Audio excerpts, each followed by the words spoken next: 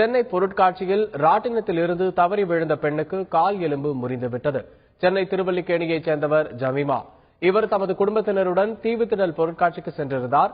அங்கே கீழே சுற்றி வரும் ரங்கராட்டினத்தில் உட்கார்ந்திருந்தார். பெல்ட் கழன்றதால் கீழே விழுந்த ஜமீமாவின் கால் எலும்பு முறிந்துவிட்டது. அவருக்கு ராயப்பேட்டை அரசு மருத்துவமனையில் சிகிச்சை அளிக்கப்பட்டு வருகிறது. ராட்டினத்தின் ஆபரேட்டர் சரிவர இயக்காததே இந்த விபத்துக்கு காரணம் என ஜமீமாவின் கணவர் போலீசில் புகார் அளித்துள்ளார். ஊஞ்சல ஏறிட்டு ஆடிட்டு இருக்கும்போது ஊஞ்சல் ஸ்டார்ட் ஆகி ஸ்பீடா ரோலிங் ஆகிட்டு இருக்கும்போது என்னச்சுன்னா என் பக்கத்துல தான் உட்காந்துருந்தாங்க. அவங்க போட்டிருந்த சீட் பெல்ட்ல அது வந்து அப்படியே ரிமூவ் ஆயிடுச்சு. ரிமூவ் ஆனவொன்னே நான் கத்துறேன், நிப்பாட்டுங்க கத்துறேன். அவங்களும் கத்துறாங்க. நான் கையை ரொம்ப கெட்டியா பிடிந்தேன். ஊஞ்சல் மேலே போயிட்டு வந்தோன்னே அவங்க அப்படியே என்னோட ரிமூவ் ஆயிட்டு அப்படி ஊஞ்சலுக்கு வெளியில போயிட்டாங்க. வெளில போனோன்னா நான் கத்துறேன் கிடந்து நிப்பாட்டு அவங்க போய் அவன் நிப்பாட்டாம ஓடிட்டான்.